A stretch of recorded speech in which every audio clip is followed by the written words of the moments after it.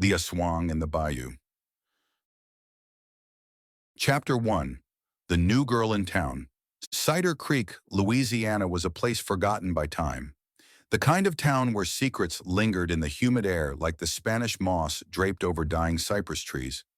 With barely 3,000 people and one gas station, it was easy for bad things to hide.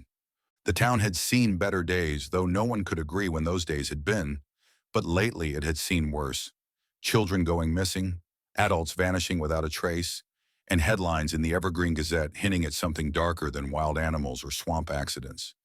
Into this decaying quiet arrived Marta.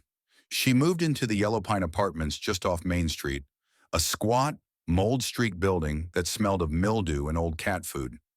At 23, she looked both too polished and too world-weary for a place like Cider Creek. Marta was striking, tall, willowy, with long dark hair and light gray eyes that seemed to shimmer in the bayou light. She didn't smile much but wasn't unfriendly. People noticed her, especially men, but she ignored their attention with practiced indifference. Liddy noticed her too. Liddy was 21, blonde, and slightly out of place in her own hometown. She was cute in a way that didn't draw much attention, sweet in a way that made her easy to overlook, and she was obsessed with cryptids. Her bedroom was plastered with sketches of Mothmen, swamp apes, and the Jersey Devil. She had a YouTube playlist titled Real Monsters Around the World, and believed most of them were real. They met on a Thursday evening. Liddy was walking her bike home from the Taproot, the town's only dive bar, when three truckers, Rick, Jesse, and Tate, started trailing her from the bar. "Where are you going in such a hurry, sweetheart?" Tate slurred. His smile was all rot and Red Man tobacco. Rick whistled. "You always pedal off like that when you ain't got a boyfriend to protect you?" Liddy didn't answer. She tried to keep walking. Faster now. Tate stepped in front of her. "We just want to talk." Before Liddy could scream, a low, calm voice cut through the evening air. "Back off." Marta. She stepped out from the shadows like something out of a movie. Graceful, deliberate, unfazed. She looked small next to the men, but her voice froze them. Tate laughed. "Oh, look, Miss Gray Eyes thinks she's some kind of badass." "Leave her alone," Marta said, her voice like iron wrapped in silk. Tate lunged. In a blink, Marta twisted his arm behind his back, dropping him with a sickening crack. She leaned close to his ear and whispered something none of them understood. Tate went pale. He pissed himself. Rick and Jesse backed away, dragging him off.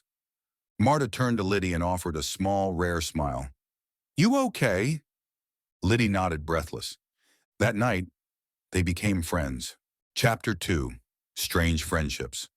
Liddy latched on to Marta quickly. She was hungry for connection, for someone who didn't see her as fragile or weird. Marta was calm, intelligent, and quietly intense. They'd spend evenings at the Taproot, nursing sweet teas or Diet Cokes. Marta never drank alcohol. "Recovering," she once said simply. Liddy didn't ask more. Liddy invited Marta to her little shotgun-style house, cluttered with books and cryptid paraphernalia. Marta seemed amused by it all, her gray eyes scanning the drawings and trinkets with something close to nostalgia. "Do you believe in monsters?" Liddy asked one night. Marta tilted her head. "I believe in truths that hide behind stories." Then came the news. Tate's body was found in the swamp. The report was brief, mauled. Eyes missing, heart removed.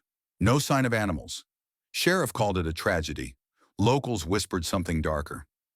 Rick stopped coming to the bar. Jesse moved out of town. Liddy clutched her drink that night. "I don't feel safe. I bike everywhere.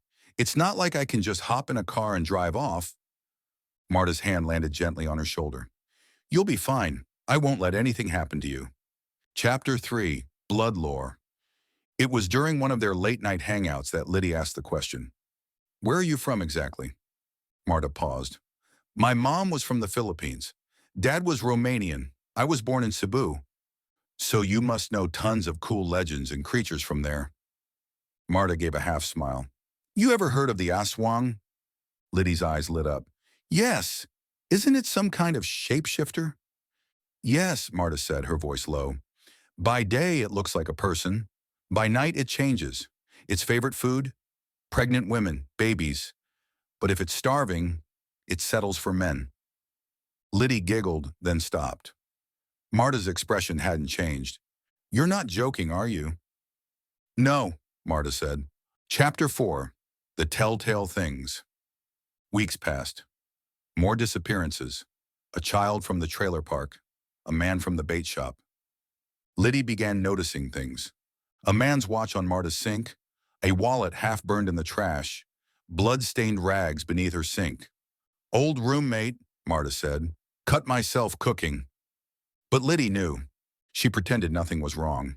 Until the night Marta returned to the taproot alone. Chapter 5. The Night at the Bar. Liddy followed her. She waited, watched as Marta charmed a burly biker named Crow. At closing time, Marta and Crow left through the back. Liddy crept behind. What she saw froze her blood. Marta hunched over Crow's twitching body. His neck twisted the wrong way. Blood pooled. Marta licked it from her fingers. Her teeth, not human. Her tongue, forked. Liddy gasped. Marta's head snapped up. Liddy, she said softly, you shouldn't have seen this. Chapter 6. The Truth Revealed. Marta stepped forward. Her eyes glowed red. Her face began to shift. Cheekbones elongating, skin graying, veins surfacing. I didn't want this. But you saw... You're... Aswang, Marta said. But not just Filipino. We are the ones that gave it that name. What I am is older, deeper. The kind of apex predator that crawls from the cracks in the world and takes what it wants. Liddy turned and ran. Chapter 7. Hunt and Escape. She ran through Cider Creek, her heart thundering. Marta followed, her steps unnaturally quiet. I still care about you, Liddy, she called. You're like me. You just don't know it yet. Liddy ducked into the old church, locked the doors, found an axe in the tool shed. She waited. Marta broke through an hour later, transformed, grotesque, crawling along the ceiling, eyes glowing. Let me show you who you are. Chapter 8. Final Stand. Liddy swung the axe. It hit Marta's shoulder. She screamed, unholy and shrill. They fought. Blood, claws, screams. Liddy brought the axe down again and again, until Marta stopped moving. Chapter 9. Morning Fog. The sun rose over Cider Creek. Liddy walked out of the church, soaked in blood. Police arrived. No body, just scorched flesh and ash. Liddy left town a week later. She kept the axe, because Marta's last words echoed, You're just like me. You'll see. End.